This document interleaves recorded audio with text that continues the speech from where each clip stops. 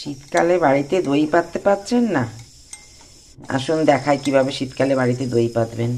বাড়ির দইতে প্রোবায়োটিক অনেক বেশি থাকে, সেই জন্য আমরা চেষ্টা করি বাড়ির দই পেতে, খাওয়াটাই হচ্ছে অনেক বেশি স্বাস্থ্যকর। আজকে দেখুন কিভাবে পাচ্ছি। একটু সামান্য দই, যেটাকে আমরা সাজো বলি, সেটা একটা এর মধ্যে একটা কাঁচের বাটির মধ্যে, বোলের মধ্যে আমি এটা ভালো করে লাগিয়ে নিলাম।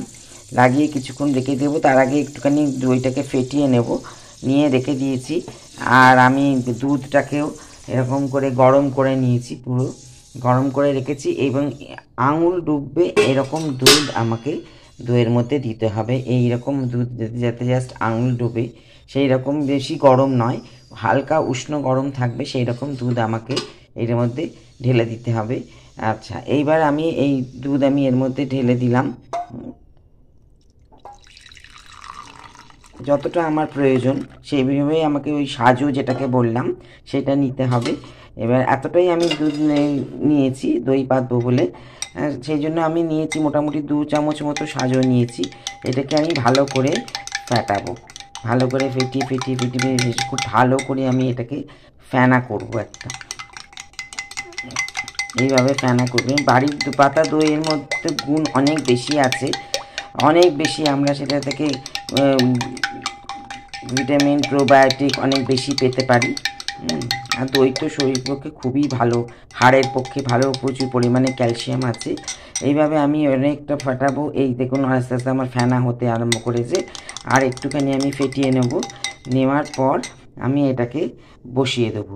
আপনাকে আমি কালকে দেখাবো কিভাবে আমি দইটা বাড়িতে এই ঠান্ডার মধ্যেও কিভাবে বাড়ির মধ্যে একদম পিস পিস হয়ে উঠবে সেই রকম দই পেতেছি।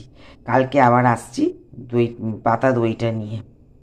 এবার আমি এটাকে একটা ঢাকনা দিয়ে ঢাকা দিয়ে দিলাম।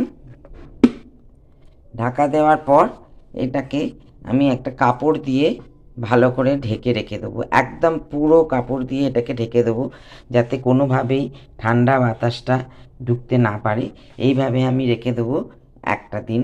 কালকে ভোরবেলা আমি এটা খুলে দেখব, তারপর দেখাবো আপনাদের।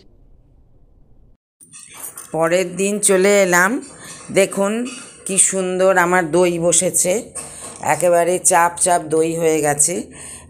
খেতে দারুণ, খেতে ভালো লাগে। বাড়ির দইয়ের একটুখানি হালকা যেন মনে হয় মিষ্টি ভাব রয়েছে, যদিও আমরা কোনো কিছু চিনি টিনি ব্যবহার করিনি। আপনারাও এইভাবে বাড়িতে শীতকালে দই পাতুন এবং স্বাস্থ্যের জন্য দই খান, যেমন করে হোক, হয় গোলমরিচ নুন দিয়ে খান কি চিনি দিয়ে খান। বাড়িতে দই খেয়ে দেখুন কেমন লাগে বাড়িতে বানানো দই। দেখুন কেমন আমার সুন্দর একদম ভালো রকম করে দই বসে গেছে। আপনারাও বাড়িতে বানান।